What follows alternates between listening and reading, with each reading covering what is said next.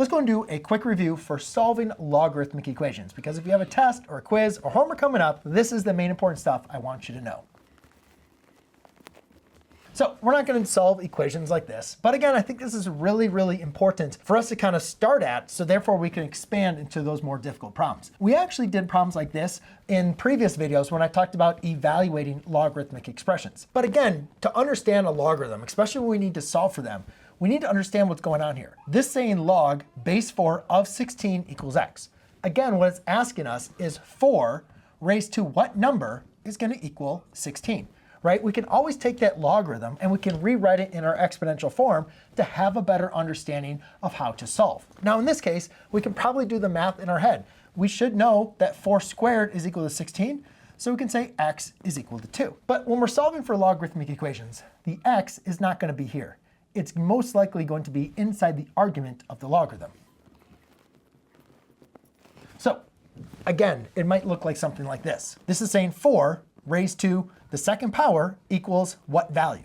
Well, obviously you can see that. But again, whenever you have a logarithm and you need to understand it and you have it isolated in this format, remember, we can always go ahead and rewrite it into this exponential form. However, that is actually not the process that I want to go to about in this problem, because there's something else I want to remind you of. When we talked about graphing logarithmic and exponential functions, we talked about they are inverses of each other, right? They undo each other. So notice that this x is inside the argument of my logarithm. And yes, I could rewrite it in exponential form if I wanted to kind of understand this. But I also think it's really important for us to understand, if I need to undo the log, I need to apply the inverse operation. Well, what is the inverse operation of taking the log of some value? That is to exponentiate, right? Because exponentiating and logarithms are inverses of each other. So if I actually wanted to solve for x, I don't like that color, what I could actually do is raise both values from a base 4. So now my equation looks like this. 4 log base 4 of x equals a 4 squared. Now, based on our rules of logarithms, we know that this is equal to x equals 4 squared, which is going to be a 16. So I think it's really important to make sure you always abide by those inverse operations, even though it's helpful sometimes to be able to rewrite from logarithmic to exponential form. So there's a lot of different ways that we can solve logarithmic equations. It all depends on what information you're given. But for this quick review, I'm going to try to go ahead and do my best to give you a full picture of all the different ways to solve logarithmic equations. So let's start out with example number 1. All right, now this is actually one that I actually started kicking myself on, because when I was talking about, in the previous video where I talked about solving logarithmic equations, I totally forgot to mention this. And I think it's really, really important to make sure that you do this, because I didn't provide an example on it. So I wanted to make sure I included one here for you, but just a quick reminder, because again, I have to make sure I touch on it. If you have an exponential equation, let's say like a 2x minus 1, just make sure that whenever you are solving exponential equations, you have to isolate your exponential equation first. That means I need to add a 1 to both sides, then divide by 4 on both sides. Now I can go and use the process of taking the natural log of both sides. Okay, so you have to make sure you isolate your exponential function first. That, I forgot to mention it. I mentioned it at the end of the video, but I actually didn't do an example exactly with doing some operations on the outside. So that's what we're going to do here. Before I can rewrite this in exponential form, before I can exponentiate on both sides, I need to isolate the logarithm. So you can see in this case, I have a 2. I need to make sure I add a 2 to both sides. Now you can see, now that I have it as a logarithm isolated, now I can go ahead and exponentiate. And again, I prefer to use exponentiating rather than just rewriting this in exponential form. So if I exponentiate, just make sure you're going to use the same base as you have for your logarithm. And now you can see that those, using the properties of logarithms, that's going to leave me on the left-hand side, a 2x minus 1 equals to a 9. Now you have a two-step equation. You can just use your inverse operations to solve. Okay, now the really, really important thing to remember though, when you are dealing with logarithmic equations, is that the domain is going to be restricted, right? If you remember when we looked at the graph of what the domain looked like, it was for only positive values. So when we're given a solution to a logarithm, we understand that we can only have values. We can only take the logarithm of positive values. So I always got to make sure I'm checking my solutions.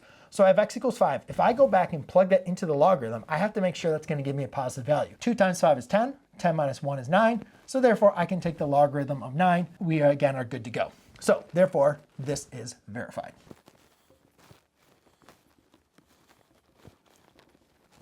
All right, so on a problem like this, again, kind of the same thing. It might look a little tricky. You might be like, oh, the logarithm is already isolated, so I'm good to go. But unfortunately, I have this little thing here. So a quick little tip. Remember, use your rules of logarithms. Remember we talked about expanding logarithms? Expanding logarithms helps us to be able to get our logarithm as a logarithm with just a base and an argument. Now remember, the natural logarithm has a base e, okay? So what I can do here in this case is I can take this 4 and I can rewrite it in front of my logarithm. The reason why that's so important is because I can now, rather than trying to take like the 4th root or like whatever that would look like, which is hard because it's inside the logarithm, if I bring it now in front to get rid of it, because since it's being multiplied by the logarithm, I can now go ahead and divide it. So now, if I wanted to get rid of that 4, which I need to do, right, because you have to have it isolated to exponentiate on both sides, I'll divide by a 4 on both sides. And now I get the natural logarithm of 2x minus 1 is equal to 2. Now again, ladies and gentlemen, before you go ahead and exponentiate, remember the natural logarithm has a base e. So now I'll exponentiate with base e on both sides. That will leave me with a 2x minus 1 is equal to an e squared. I have no idea what e squared is, but I do have a calculator and I will plug it in. So we just go ahead and use our inverse operations here to solve. So e squared plus 1, then divide by 2. So x equals a e squared plus 1 divided by 2. And then all I need to do is just plug this into my calculator and see what our answer is.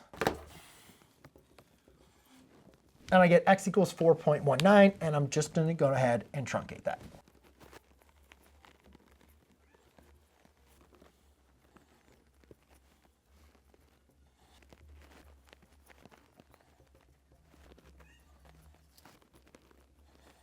All right, so for these two examples, we need to know the rules of logarithms. Now, a big common mistake that students will make is they say, oh, this looks like a logarithm on both sides. Therefore, I can apply the 1-to-1 property. If I have a log base b of x equals to a log base b of y, cancel out the logs, x equals y. And yes, you're not really canceling out the logs, but yes, the argument equals the other argument. The problem we have here, ladies and gentlemen, is we have this 1 here. So we cannot use the 1-to-1 property. I do like solving problems with the 1-to-1 property, but I think once you do a couple, you'll get it and you'll remember it. The difficult thing about here is, yeah, we have that 1. So notice that we have an x in both of our logarithmic arguments, so we have to get them to the same side. So the first thing I'm going to do is I'm going to subtract this log base 4 of x minus 1 over to both sides. Now what that's going to give me is a log base 4 of x plus 2 minus a log base 4 of x minus 1 is equal to 1. Now again, what do I remember when I have two logarithms with the same base and I have the difference of them? I know if I want to be able to condense them down to one logarithm, because remember the beginning of the video, our goal here is to rewrite it in exponential form or to exponentiate both sides. I need to get this down to one single logarithm. So how can I condense this down to one single logarithm?